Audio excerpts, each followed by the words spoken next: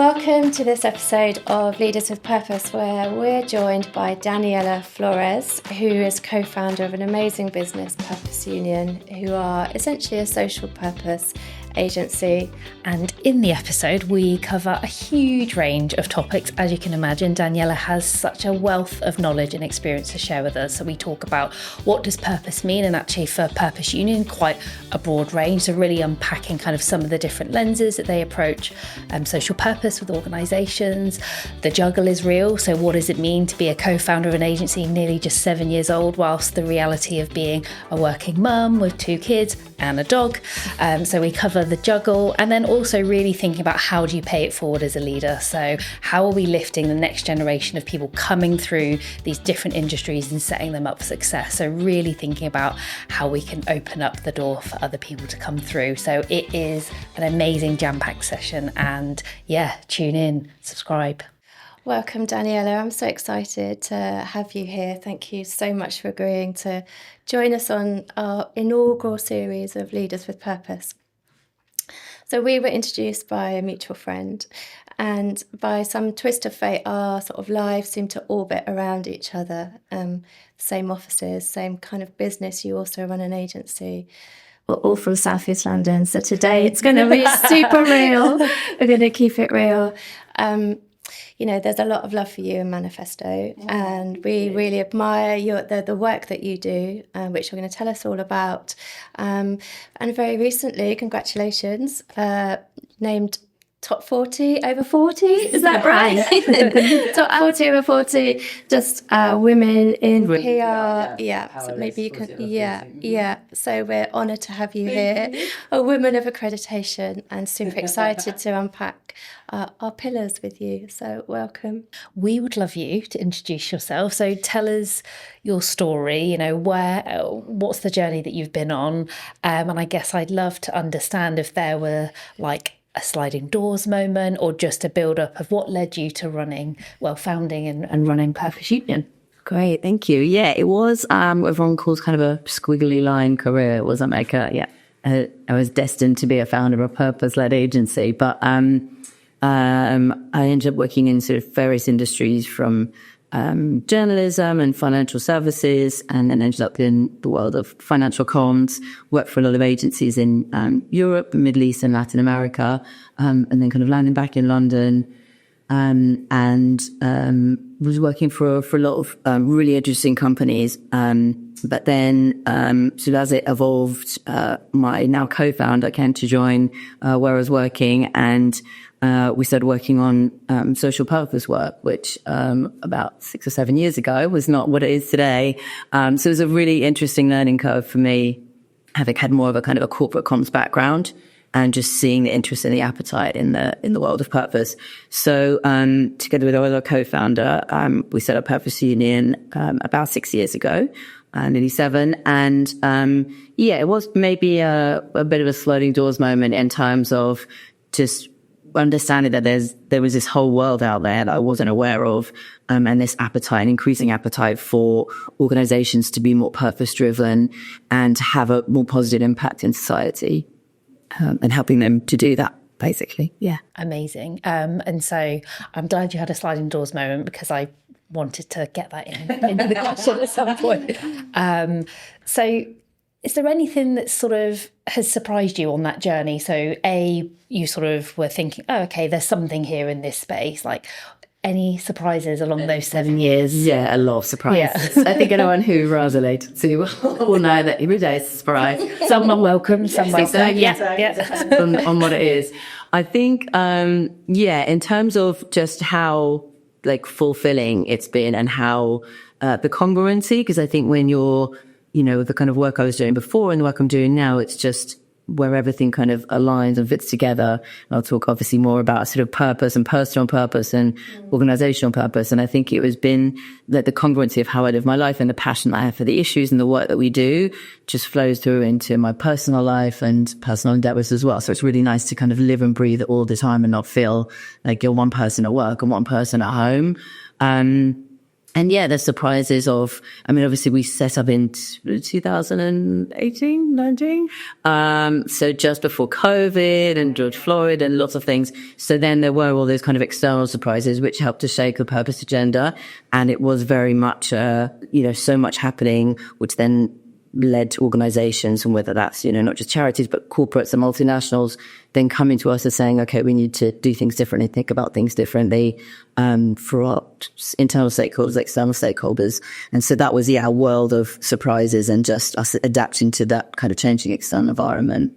Definitely. And I think that's something, Rebecca, we've discussed a lot around the sort of the changing arc of purpose and how it sort of flows through, and those sort of external world events really kind of force a bit of a sort of harsh reflection on, actually, are we doing what we should be doing? Can we be creating a better impact? And how do you sort of unpack that? And I think that's something, Rebecca, you're particularly interested in, is kind of purpose, really. What are we talking about here? Yeah, exactly that, because, increasingly it's a term that we hear sort of bandied around. It's applied to, company websites, the work that they do.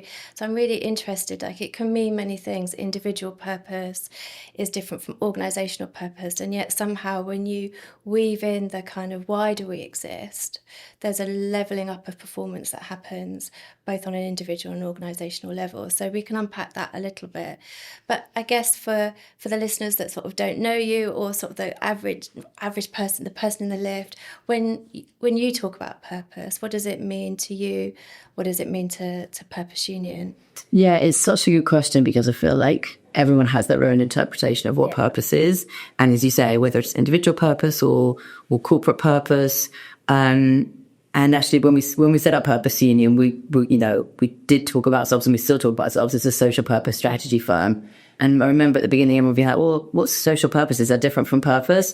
And for us, and for me personally, I think it's always been about that having a positive impact on society. And it is that range of stakeholders of, it's not just having a purpose of like being and existing to make money, but it's about how can you add value and benefit your employees and the environment and your supply chain and your clients and, society in general. And so a lot of the work that we've been doing and the campaigns that we help clients with is about that, being true to your purpose as an organization, but also benefiting those around you, and then not just about, profit over purpose. Yeah. And that in itself creates a huge tension, as you'll probably know in your business. We call it sort of money over mission, or profit and purpose, and, the balance for two. So that's a very living, breathing tension, I think, for leaders in our space. So I'm Purpose Union, I know you talk a lot about alignment, purpose with action. And what I'm really sort of conscious of is, consumers, the younger workforce, are sort of demanding kind of purpose as part of the exchange of their labour or the purchase of their product. And yet I think there was Accenture did some research, something like only 37% of organisations were perceived to have delivered on their promises. So I think we all want to do it, we all talk a good game, but how do organisations actually kind of take the next steps to making it a kind of a lived experience and being true to their word? What's your advice? You obviously work with a range of different organisations. It's not easy, but is there something that, even if it's like a mindset, that people have to take into that work? Yeah, absolutely. And I think, it links into that whole idea of, businesses need to make money, and they can't be there just for, obviously every organization is different, as I say, whether it's a charity or social enterprise or, a big multinational, but everyone has to, pay the bills and pay their staff, etc. So there are business priorities, but there are also the, as I say, kind of the benefits for wider society and that broader purpose. And I think for us, it's been really interesting to see how the work has evolved over the years.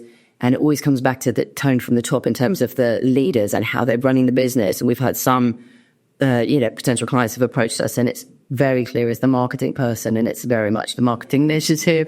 So it depends on, and we have different people that we'll speak to. It could be corporate affairs, it could be strategy, it could be comms, HR, a lot of the DEI work we do would be maybe a head of people or head of HR. So it can come in different levels, head of sustainability if we're doing stuff around net zero. So, I think it has to be that authenticity and that kind of leadership that's driving it, so that it's not just a marketing initiative, but it is very much embedded into the culture and the, business priorities and the business strategy.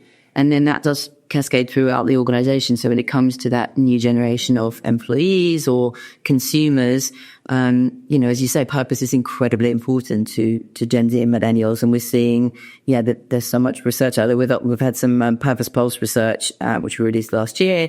And it's all about what the expectations are of Gen Z and millennials. And obviously you can't kind of bundle them all together. But we have in our team, a very young team, a lot of Gen Z,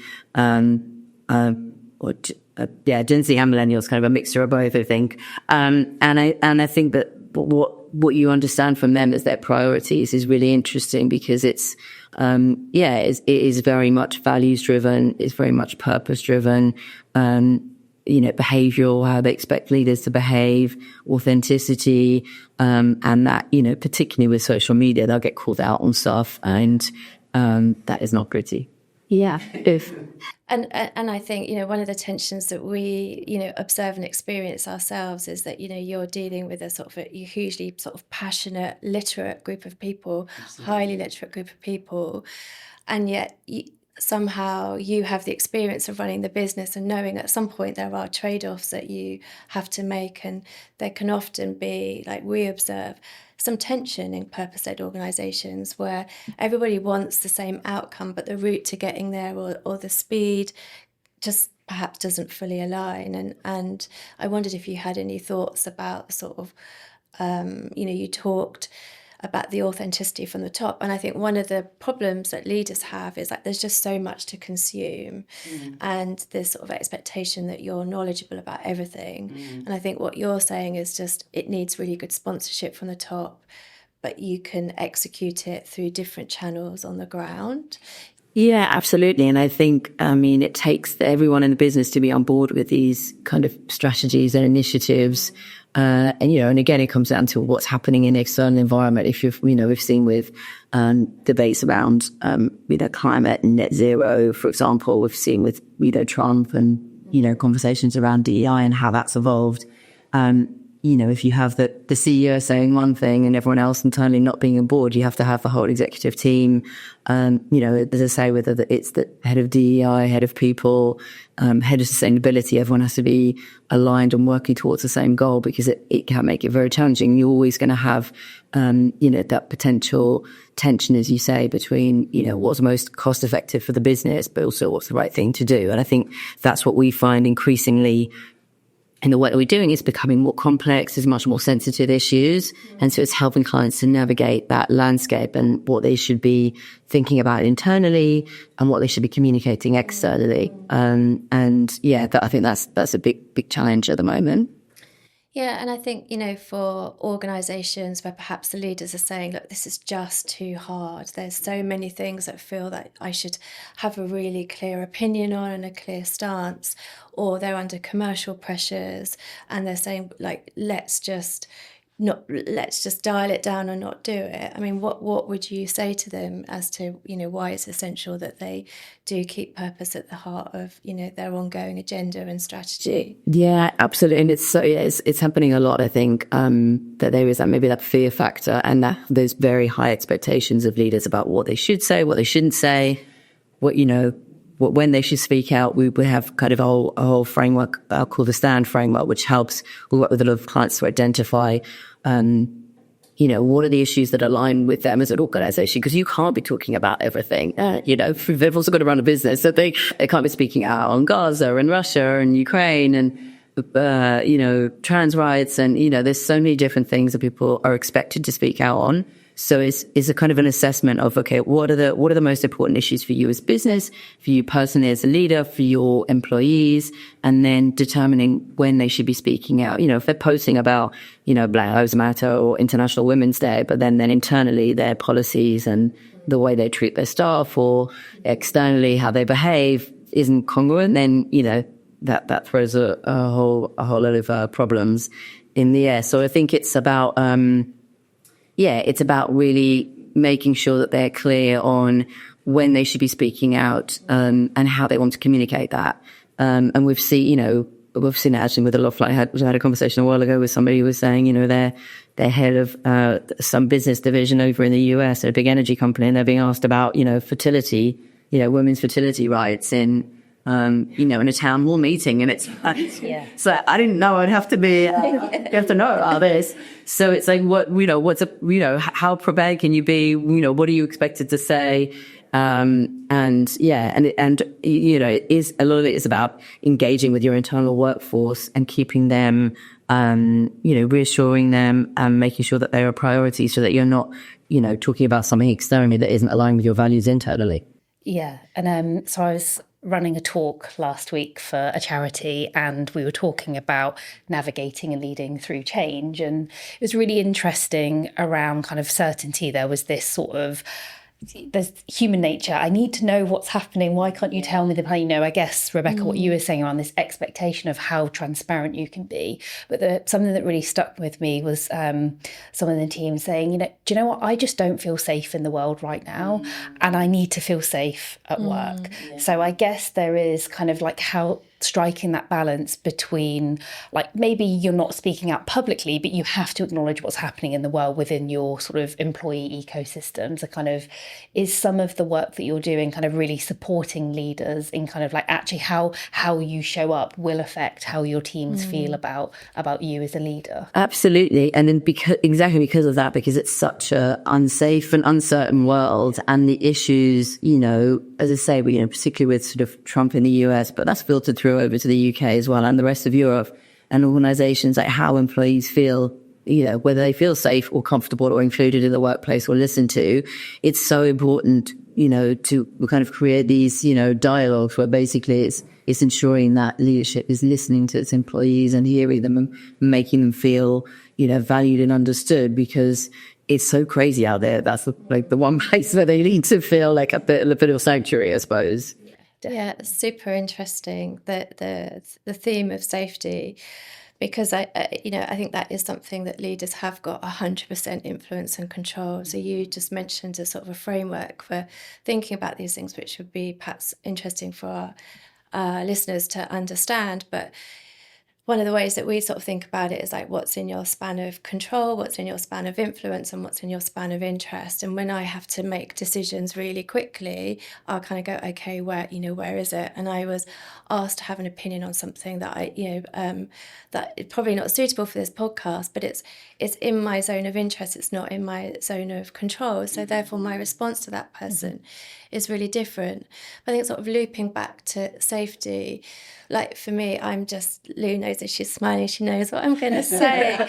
Just like the kind of the body intelligence, the nervous system intelligence of organisations is so important, and it's so poorly understood. And if you don't have a culture of safety, one of the, as an individual or as a collective, those capabilities to solve problems, to be creative, to create connection, they're the first things to go offline. Yeah. So, it doesn't serve your end goal if you're not taking care of that in a really conscious way. And I think the work around purpose, in a way, like you say, just as an organisation, pick one thing. For some of our organisations, their purpose is very clear to see. But, there may be a commercial organisation and they don't know where to start with this. It's kind of pick one thing, be authentic, make it care, and do it well. Yeah, absolutely. And also just be consistent about it and stick to your values. I think, as guys we've seen with DEI, a lot of organisations, and obviously there's the, potential illegal implications of, US-based companies where they have to abide by law and change, titles of people or call it inclusion rather than diversity. But, we've seen that with a lot of UK organisations as well, where, they talk about sunsetting diversity goals or, sort of turning their back on things that they made very heavy commitments on. And I think with us, we're talking with a lot of clients, and it's encouraging, I think, for us to see that when we speak with most of our clients, they're doubling down on those commitments. And it's is being, again, sort of being true to their values, sticking with that, communicating with it internally so that people don't feel this uncertainty of like, okay, well, last week we were saying that we're super committed to these diversity goals, and now this week we're not. What's going to happen next week? So there has to be that consistency and that reassurance. Yeah. Because consistency creates safety, right? Yeah.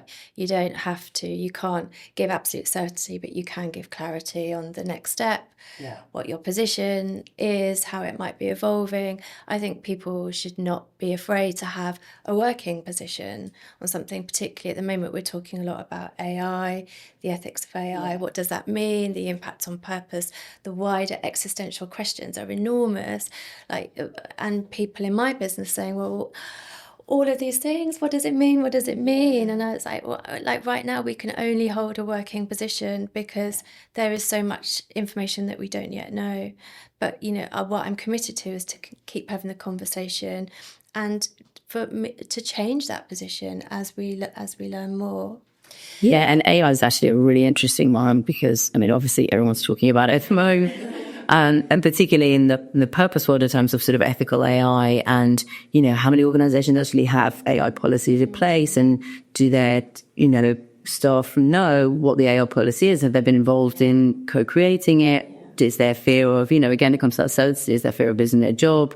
We're actually rolling out a purposeful AI offering at the moment, and that is all about sort of making sure that AI ambitions are aligned to an organization's values and purpose, and making sure that it's ethical, because it's so easy to get carried away. And you talk about data, and you talk about the, climate impact, sustainability. There's so many different nuances, increasing inequalities, gender inequalities.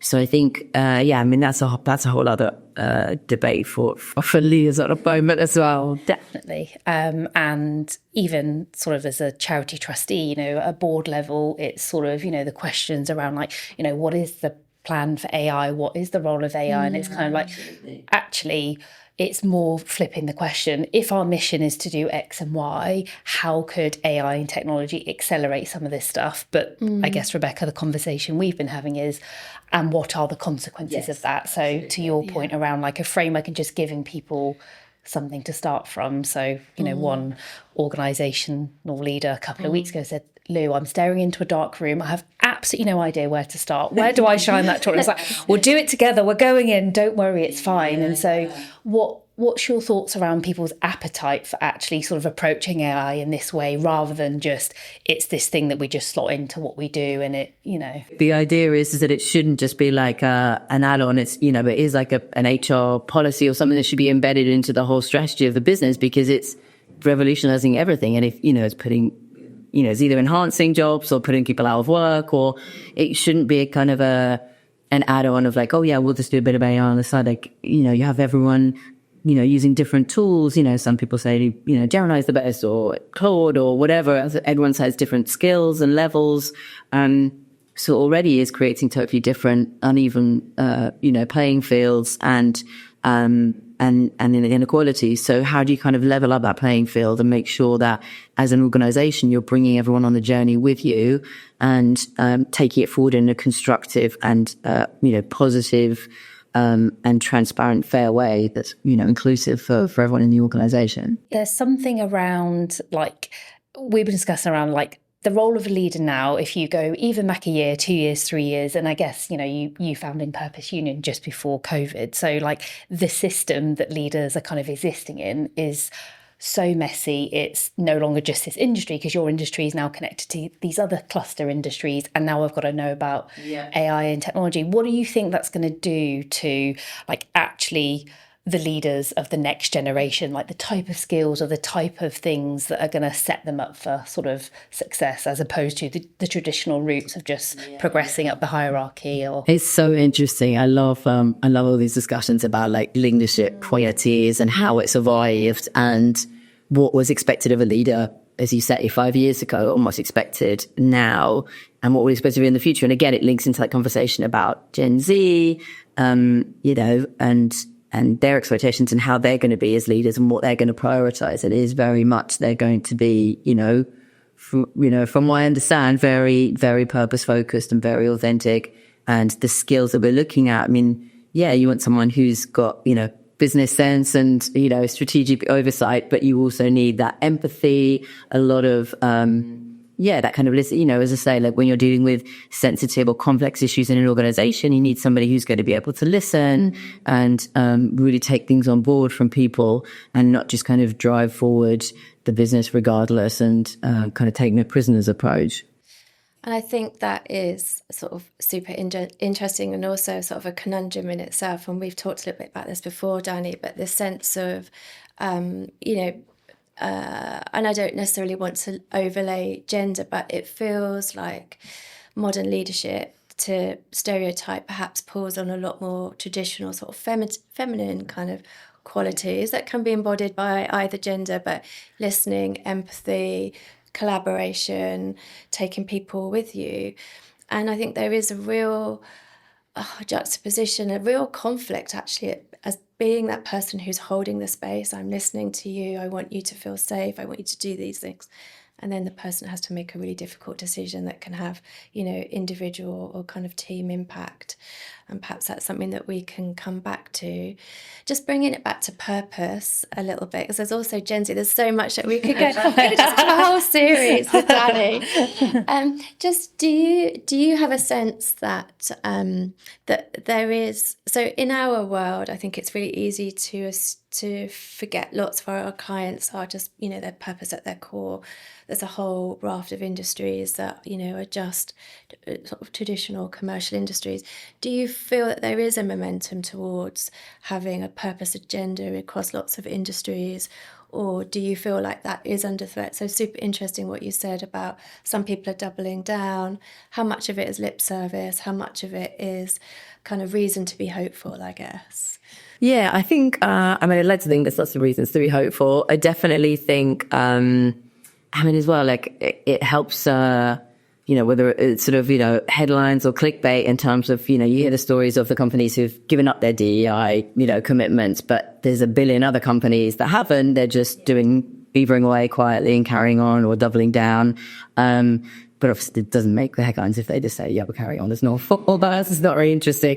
So you hear all of the big US companies who, ditched it and, but, when the pendulum swings back the other way and, Trump goes out of power and then somebody else comes in and DEI is back on the agenda, then who knows how it will be. So I do think it is, I think there are a lot of organizations doing really good work and, just putting their heads down and making sure that they are, doing what they need to be doing in terms of, growing the business, focusing on, as I say, the money aspect, but also doing the work that matters, to, benefit society and to kind of pursue their purpose and really stick to their values. I think there's a lot of organizations still doing that, but it's just not away from making the headlines. Do you have any organisations sort of make your heart swell a little bit that you think are doing particularly well, or you feel sort of a personal passion for? Oh, all of them. They're all great. Of course. I think, there's so many really important issues that we're working on. So we're doing a lot around health equity at the moment. So we work with Sanofi pharmaceutical company around bridging the trust gap between marginalized communities and healthcare professionals, so that, to make sure that they're kind of heard and understood in terms of when it comes to their healthcare. We've been doing a lot around tackling inequalities in sports, so gender, racism, working with women's rugby, working with Kick Out for racism in football.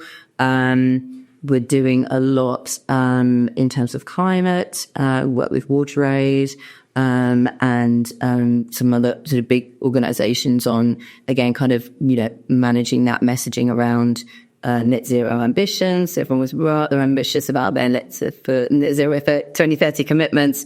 How do you kind of shift that conversation if those targets aren't being met? Which, for a lot of organizations there aren't. So there's a lot of people doing really great work and great projects around very, very sensitive issues. And do you play a role in convening? So my trustee time is Blood Cancer UK. We are very much passionate about health inequalities and particularly different backgrounds, your health outcomes are actually really bad, and your experience with, healthcare professionals, it can really vary. The big thing that always sticks out is just the lack of data. So we know it's a problem, but the quality of data capture, where it's coming. And so part of, some of the work we do within the sort of not-for-profit space is kind of bringing organizations together. How can we tackle a system problem rather than individually try and do it? Like, are you seeing people sort of being more open to collaboration, convening in those spaces, and also sharing? If I think about pharma, actually there is a crossover with sort of not-for-profit, but there are sort of boundaries within what they can do. Yeah, absolutely. And that's a huge part of the work that we do, is that kind of coalition building and bringing different people or different organizations together with, who bring different expertise or financial resources or whatever it might be. In health, actually, is a really good example. We do a lot in the obesity space. So we work with the World Obesity Federation, Jamie Oliver's charity Bite Back, which is sort of about childhood obesity. And we've worked with pharmaceutical companies in that space as well. And it is really like you have to have all the key players coming to the table and trying to tackle it as a systemic problem. It's exactly that. It's not just, a single organization that says, okay, we're going to tackle this. It does take that collaboration and join forces to really tackle a systemic change. One of the things that I really wanted to pick up, and I know that Lou is probably itching to talk to you about this as well, but, within the context of AI, your conversation, your points prompted me to think about the world for young people. And I know that this is a space that you're really active in. My personal experience as a parent of a teen who hasn't gone through the university route is the world is really, really hard. And it really concerns me that lots of organisations are going to see AI as a way of reducing costs, reducing, entry-level roles. It's already tough. That's not even to talk about the role of AI, like the kind of backlog that's creating in people getting to interview, because people are writing CVs with AI. It's being assessed with an AI, but really it's so hard for young people right now. So I would say my personal plea to all organisations is really think about your leaders of the future within the context of this, because if you don't create opportunities for them to work through the levels, you're not going to have leadership, or it's going to look very, very strange. But maybe perhaps, I know you work with Lou on Fem Mentored, talk to us about the work that you do in that space, because I think it's super important.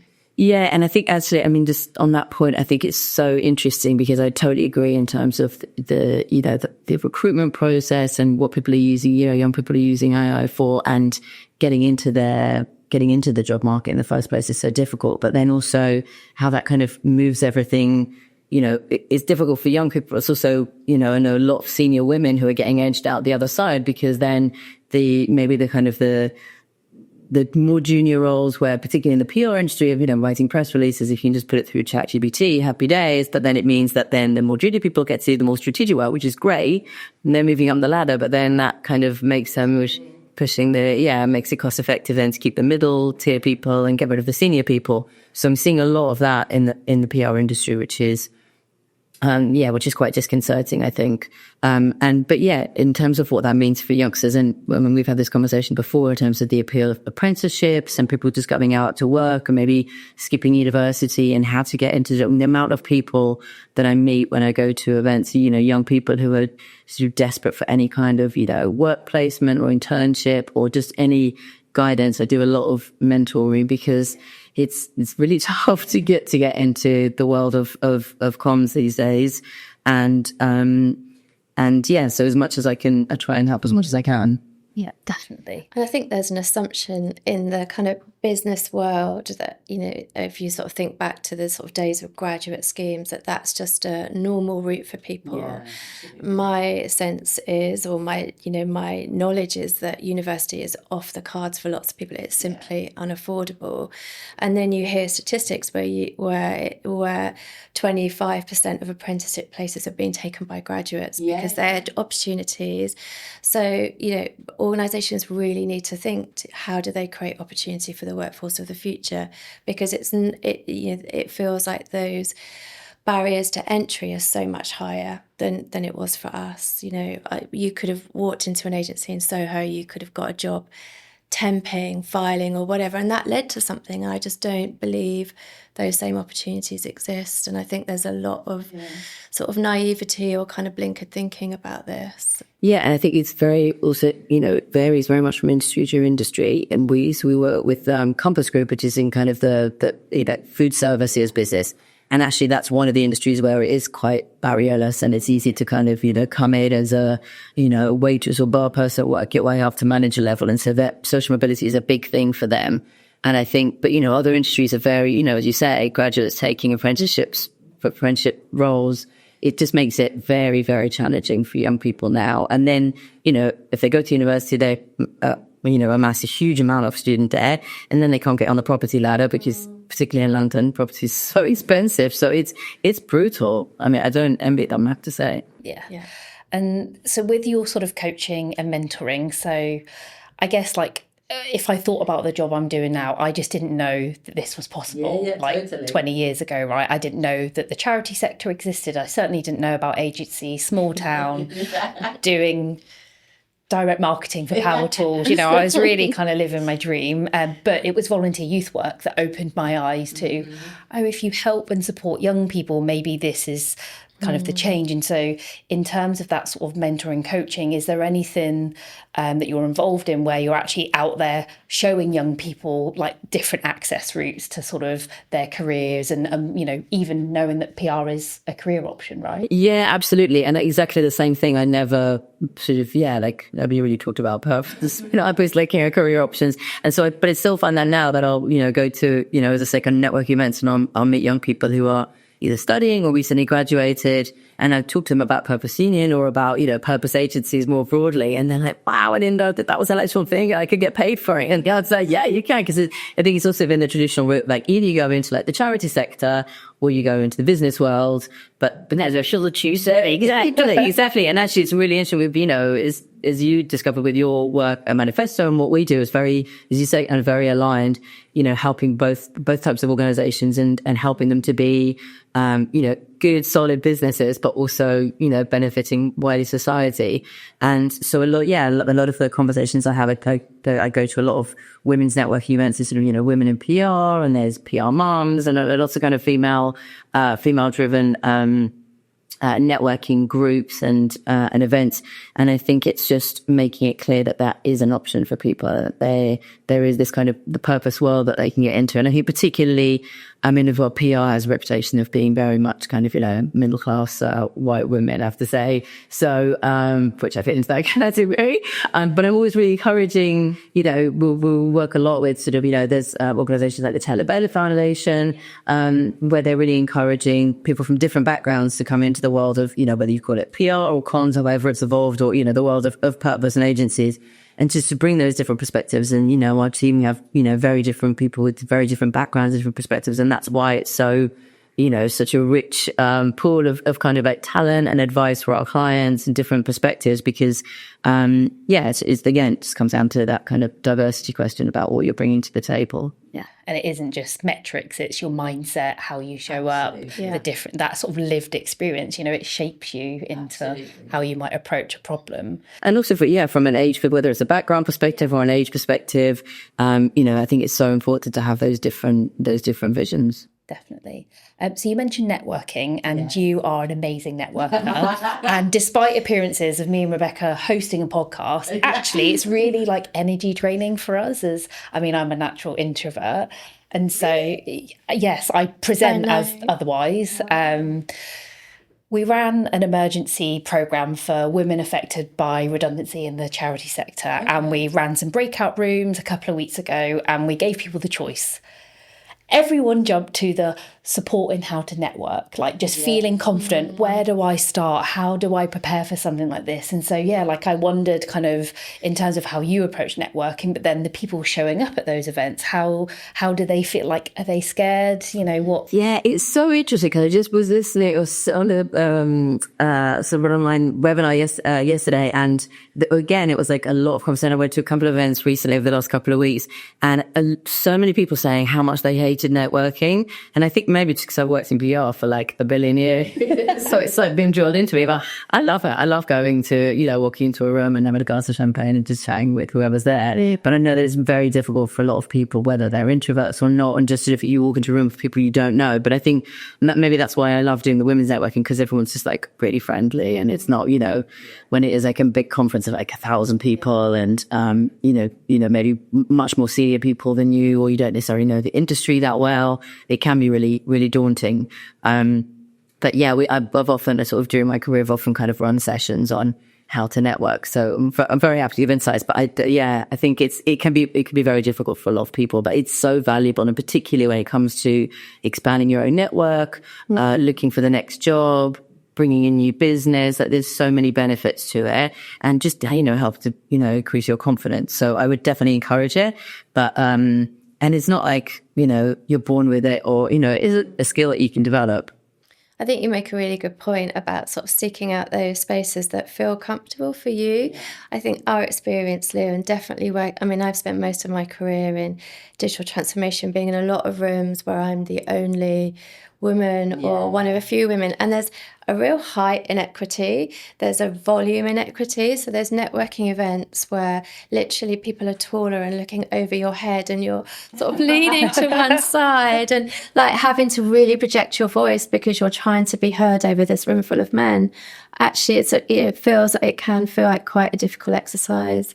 High equity, I haven't heard that before, but that is so interesting. Yeah, because actually pressure to wear heels. Exactly. I was just thinking that I always felt networking events, I always used to wear heels because then made you feel like taller, or maybe it was to get heard in the room full of men. That's so interesting. Yeah, we need to advise for I'm always wearing tray heels now. It's okay, kitten heels are back in fashion now, it's fine, yeah, and I think that it's I think there's a responsibility on people like us when we show up as sort of people in those rooms to be mindful of those people who are going to find it difficult, and perhaps instead of looking out for the person that is going to help you, a way that I found it super helpful is like, perhaps there's someone that I can help, and then absolutely. That one conversation starts and it's natural, and someone else joins, and before you know it, you've got this really nice little chat going on. But I think if you go in and you think, I have to network, and it's in this sort of traditional, I always think of those, those really soulless American hotels with large ballrooms, and, people like, it's tricky as a woman. You're balancing your handbag, your drink, the canapé. You'll know that your blood sugar's a bit low, you need to eat, but how are you going to do it? It's not that easy. And I think it's so true. And I mean, I guess that's the whole point of mentoring, is like paying it forward. And over my career, I've had as I said, I started off in different industries. Like, one of my first mentors was, my boss in the banking industry, and he's still, I still, follow him, and he still supports me. And I think it's that whole idea of like, people help me in my career. How can I help other people? And definitely I take, always invite my team to any kind of women's networking events I go to. And as these younger people who I'm meeting, and I invite them a lot as well, because all it needs is just one introduction. I met somebody recently and they were looking for an internship, so I was like, hey, come on to this event. I presented to loads of people who ran big agencies, and I was like, I'm sure they've got internship schemes. And that's what it's about. It's about helping people on their journey, because that's the help I received, and I think it's important to pass it on. Yeah, and I think that's very much the sort of the DNA or the kind of sisterhood that Lou and I share, which is like I certainly feel super privileged to have broken a cycle, to be the first, woman in my family to be in this position. And I one of the privileges of being in this role today, I mean, there are many challenges, and we can talk about that perhaps in a moment, but one of the privileges is that you do get to pay it forward, you do get to leave a legacy, you get to leave something slightly better than you found it. And I certainly am grateful for that opportunity. Yeah, and when you talk about in terms of future generations, and for our children, I've got 2 young girls. Like, I want to see, like, it's really important for them to see me going out to work and going to the office and running my business, and they come in the holidays and meet all my colleagues. And it's important for them to see the opportunities that there are, and what that it's not just sort of there's this path for them that you can break the mold to do different things, which I think is really important. Yeah, I think it's super important to model that work is a good thing, because I definitely went through a period where I'd pick my girls up from after school club and they'd be like, how was work, mummy? And I was like, oh, and I was really having to fake it. And I guess when we think about purpose, at that point I was in a place where my personal purpose wasn't aligning with the work that I was doing, and that had a really significant energy drain. It coloured everything. So that, as soon as you can find that sweet spot between this gives me meaning, it aligns with my values, all of a sudden your world changes, and therefore what your messaging changes. I suddenly thought, oh my God, they're going to grow up thinking that work is an unenjoyable, difficult thing. I don't want them to think that. It's going to be a reality for them. Yeah, and I think that's so important, because I think, because actually I set up the business and then I had kids, so fortunately they didn't see me when I was like, because of my banner. But, that is great. I think it's so important so that they see, I do actually genuinely love my job and I love the work we do, so it's not difficult. It's not, I'm supposed to, pretend. But I love to show that positive side of like, yes, I get to go to work every day and I get to do the work that I love and I get to run my own business. It's such a positive example for them to see and to follow and hopefully model in their lives as well. I'd sort of love to just double click on that a little bit, if that's okay. Rebecca loves a double click. Double click. Dig it in. Dig it in. Yeah. Double clicking. So, we have quite similar lives in lots of ways. We run a bit like a business. Agency is definitely not for the faint-hearted. And, we parent, and we're also sort of like breaking ground for people that follow. There aren't many people, certainly that I have access to, who have done this before. And I heard a really interesting sort of catchphrase the other day, that the only thing that's growing faster than AI is the sense of the infinite workday. The fact that, like we were saying the other day, we could just literally read Slack and emails for the rest of our lives and they would still be unread. So as a leader, you have to make choices. You've got lots of spaces, different areas in your life where you have to show up for.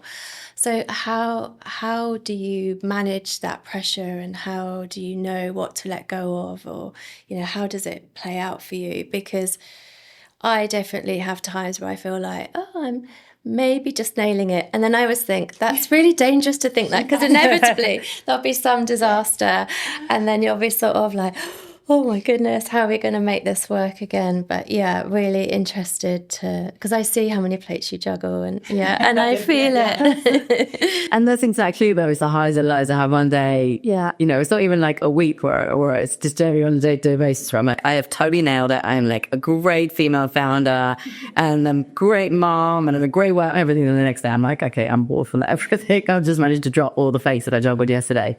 So I do think it's the highs and lows, but it's also just being really honest about it. And like, I'm pretty transparent, maybe too transparent with, with people at work. Like if I've got something, juggling, that they're clear on what, obviously they know I've got the young children and I've got certain boundaries that I have to put in place because I have to be home for bedtime, or I don't work on a Fridays, for example. So I do think setting those boundaries is really important, and also just not expecting perfection. Just like we talk about like our clients and leaders on what's expected of them. Like we're running an agency, but we're not perfect, and sometimes we'll make bad decisions or won't prioritize something that should have been prioritized.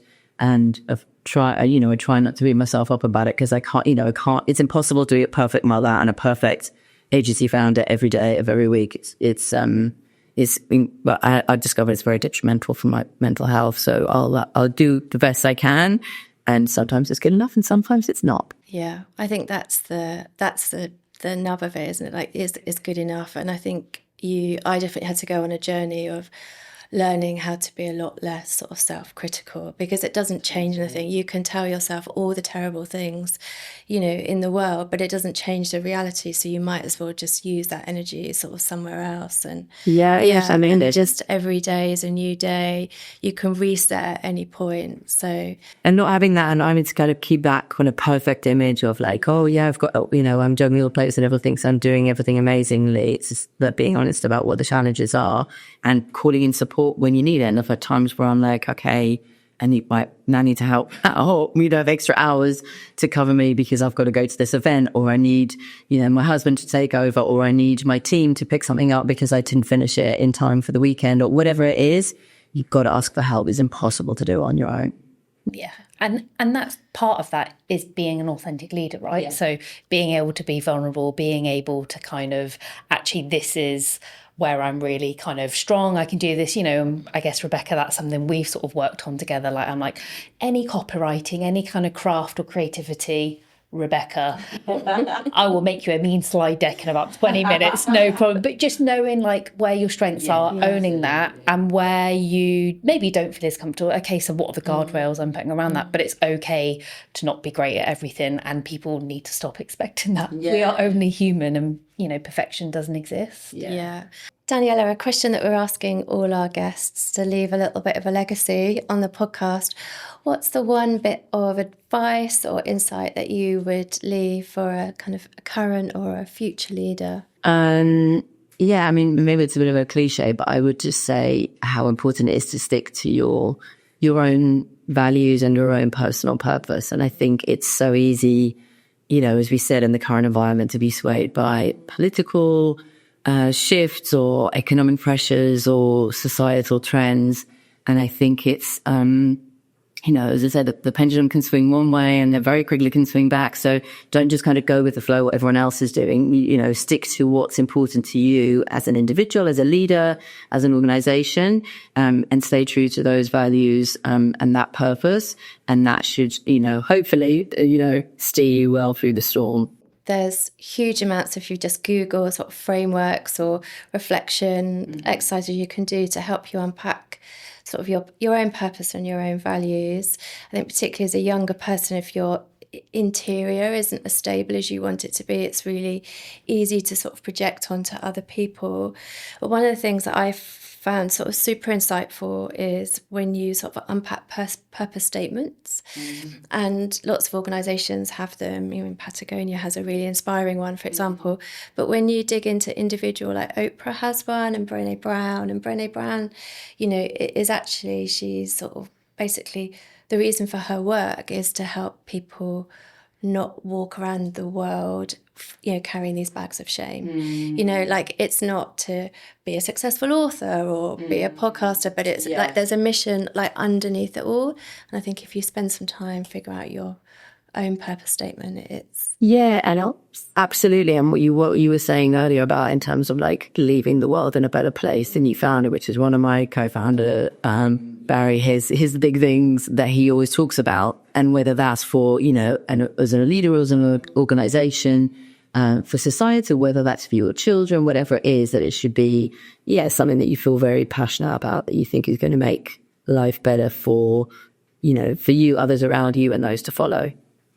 So what's next for you personally, and what's next for Purpose Union? Good question. I think personally, I've probably got enough on my plate at the moment. I've got, agency, 2 children, dog. That's good. That's the one. Get a laugh run box. But I think, Purpose Union is sort of more of the same. As I said, we're doing some like, you know, really interesting, exciting work that, you know, hopefully is really shifting the dial on issues around, you know, racism and health equity and gender equality and climate change. So I think it's just doing more of the saying and working with other great organizations to, you know, there's so many, you know, societal challenges that need to be tackled, inequalities. And, you know, that's what it comes down to for us, is about, you know, tackling these social justice issues. So more and bigger and better, hopefully. Amazing. And sharing that with everyone, your research that you do from Purpose Union, is really, really insightful, but also challenging organisations to think about these things. Yeah, absolutely. And collaborating, we're always open for partnerships and working together with, like with you guys, with other agencies, or with companies and with charities and that kind of coalition space. And, for me personally, I did say that I've got enough on my plate, but also, to do for mentoring and helping people. I'm really passionate about that. So anything that's going to, fulfill the purpose of, making the world a better place. Amazing. Well, thank you. Thank you so much for joining us today, Daniela. What a joy it's been. Brilliant. Thank you. Thank you.